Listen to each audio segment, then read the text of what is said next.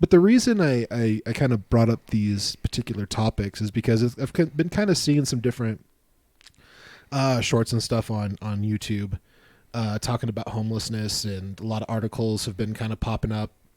It's kind of been in and out of the news, and so since it kind of popped up recently, like how crazy it is in like areas in California, it's pretty rough. Like as far as like homelessness is concerned, it's kind of so Orange California County jumped up by 8%. You said, right? Yeah. So the different areas, well, California is kind of considered a homelessness safe haven. So basically, if you want to be homeless and stay homeless, everybody migrates from the East Coast to the center, or all the to way down anywhere in the to California, in the mid country, basically. Yeah, and it's gotten worse. So people are just like using like the bathroom like wherever. They'll just go on the I've seen sidewalks. videos of them like literally taking a crap in the aisle of a Walgreens. Yep. What? Yeah. Yep. See, So and that you could not pay me enough for that job. No. So here's part of the reason. That's a manager's job. Human pooper scooper. Okay, so here's part of the reason why California, literally, they house over 50% of the entire nation's homeless population in that one state. Over 50%? Over that's- 50%. That doesn't surprise me. And that's only the people that they've housed in like hotels and apartments and stuff like that that the government has paid for. So here's part of the issue. They have minimalized the crime. So as long as you don't steal anything of value over like $1,000, they're not going to prosecute. They're not going to do any of that. So it's promoting like massive crime waves. Yep. Where things are getting stolen out of cars and everything. But they have methadone clinics or clinics where they will give clean needles and like clean. Yep. Yeah. So it was a Biden thing that they brought out while he was in office. Basically, it's a 1-to-1 trade. So if they bring a dirty syringe, they get a clean one. And they will get a dose. They offer cooking kits for meth, for crack, heroin.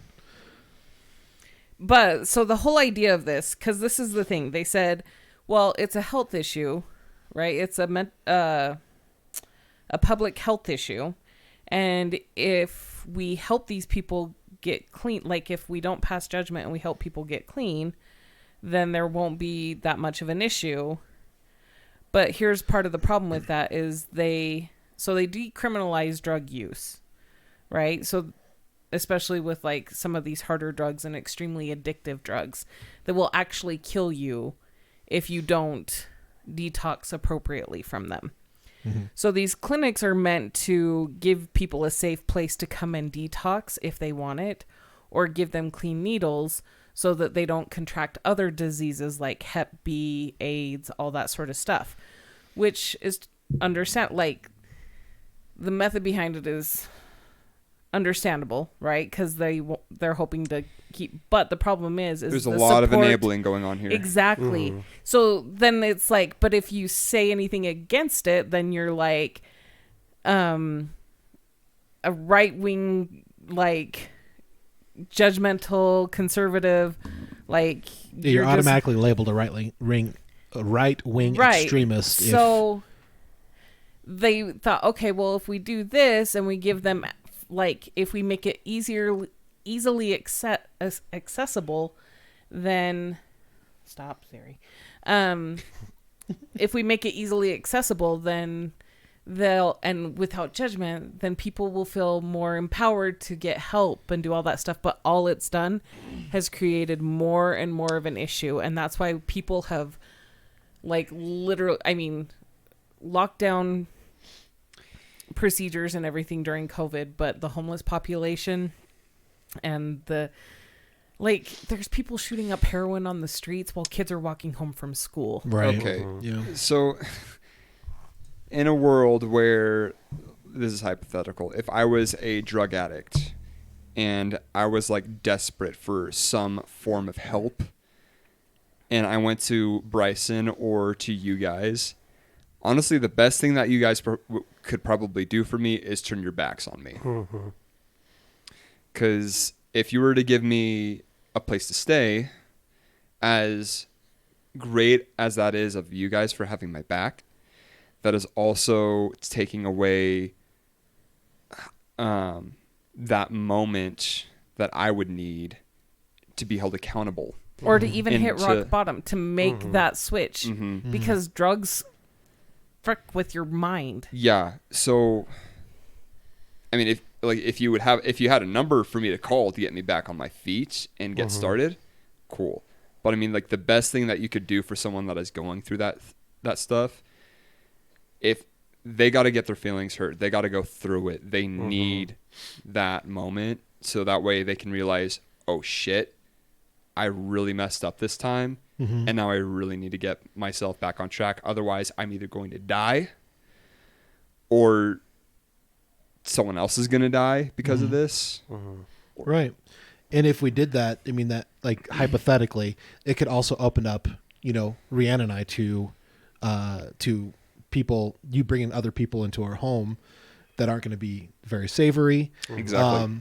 One day all of a sudden, like, my laptop or, my game consoles or whatever. So, Well, Frank, if I let you in here, you and every other hobo around here is going to come looking for a free lunch. And this isn't an Arby's. so here's... and when it happens with, with drug addiction, like, especially with, with like meth and stuff like that, they hurt the people that they love, unfortunately. Yeah. And they'll do anything they can to lie, cheat, and steal to get that next fix, unfortunately. Well, and here's the reality, because it's not necessarily the person, but what the drug does to the brain and because everything. it changes your brain. The rational thought is gone. Right. Yeah. It hijacks your brain. And so you no longer, that becomes the most important thing, right? Because your body becomes so chemically dependent on it that it feels like it needs it to survive. And it actually does at that point. You guys ever see someone go through withdrawals? Oh, it's horrible. It's, yeah. It's painstaking. So I get it. Like,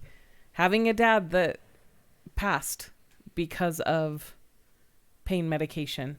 And it's not that he was it was the whole Sadler family, like, opioid opioid thing, pandemic. right? So, Yeah. like, he was getting it pushed on him by the doctors The because whole epidemic. Yeah. they were financially incentivized. Anyway, whole thing, watching somebody overdose is hard.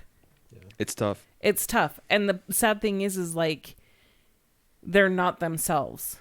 And that's hard to watch as a family. And it's hard to, like, see. And it's not like we turned our back on him or anything. I mean, but it's hard to see someone you love so much go through that. Yeah. And the other thing that's scaring a lot of people, like, even like college kids and stuff that are taking, like, what they think to be Adderall or Xanax or all that stuff, but it's like ended up being heavily fentanyl. laced with fentanyl, and they end up dying because they don't know. Like, that's a huge epidemic as well. Yeah. And that's what It's not like the good old days. You could get something that's that's mixed up with other things that aren't going to kill you. But nowadays, like, didn't they just do a drug bust recently where they busted enough fentanyl, like, coming over the border from Mexico that would literally kill every person in America? Kill, like, it was over enough. half of the American population. Yeah.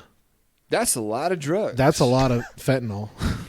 But actually, it's not. Like, you don't need a lot to compromise somebody's, like, system and stuff, which is absolutely crazy.